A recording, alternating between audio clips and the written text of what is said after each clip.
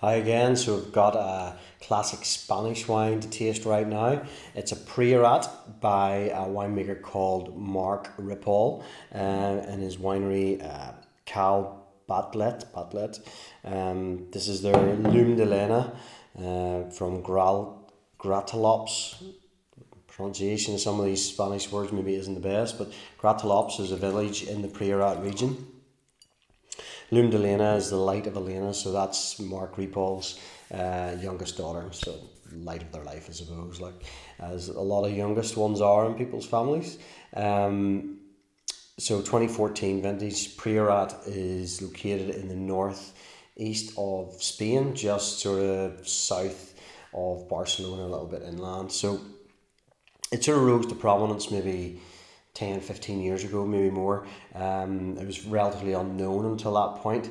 American critics sort of got on the back of it and sort of were wowed by the wines and the terroir, and then rose to sort of international prominence. So one of the key things with the wines of Priorat in that area is the soil structure that they have. It's all very, very slaty, quite steep slopes, great terroir for producing grapes. And in this particular area, the key grape variety is Grenache or Garnacha, and Carnena would be another grape variety as well, popular there. So this particular one is Grenache or Garnacha, 98% and 2% Carnena. It sees about a year in oak after fermentation, and about 50% of that's there's no new oak, sorry, about 50% it spends time in oak, and then the rest just in tank or whatever. So it's all organic as well, certified organic vineyards, which is always a good thing. Hand harvested, hand sort of vinified, if you like, pumped over and things like that too. So another interesting thing as well is very small production. They've only made less than 3,000 bottles of this particular wine, so you're not going to see this in very many places. It is sort of small production, high quality product, and that should come through in the wine. As I was reading earlier, actually, Jancis Robbins, one of the UK's leading wine critics, give this particular wine 18 out of 20, which is a really good score. And this is a sub £20 Priorat as well, so it's bang, it gives you a lot of bang for its buck, that's for sure. Like, so these wines tend to be quite big, typically big tannins as well, probably really ripe flavours, sweet flavours, and you get that with this wine. You know, it's medium to fuller bodied, quite a bright sort of colour to it, bright ruby colour, and then on the nose you get this really sort of raisiny, pruny, almost sort of licorice note, slightly datey, sort of that really ripe grapes almost. Then you get this nice sort of floral element which comes through on it. It's kind of like a violet almost. A few different nuances in there. Some of that, you almost can imagine that slaty soil in this here, and a little bit of sort of herbal nuances in there too. Nice wine.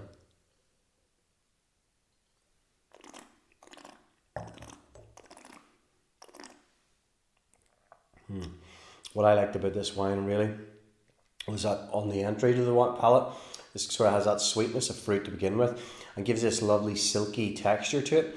Though the tannins come through quite grippy in there too. It's quite a lot of creamy oak.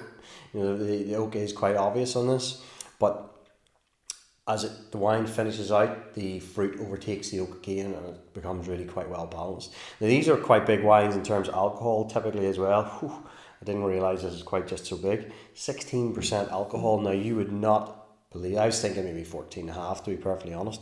16%, that is a big bottle of wine, and that sort of raisin, sort of pruny style fruit really comes through in terms of like it's going to give you those alcohol levels, I guess. And this coming from really warm climates and territories.